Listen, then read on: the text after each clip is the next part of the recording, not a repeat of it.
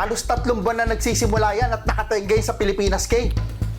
Ano hinihintay mo ma-expire lahat ng produkto? Halos nagsisimula na din maubos yung pera natin.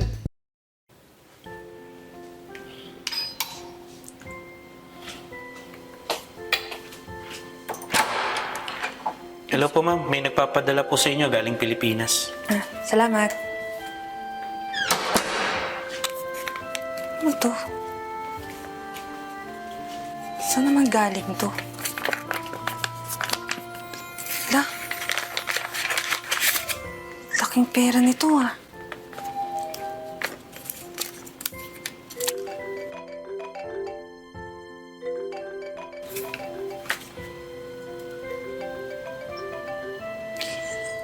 Hello, ate.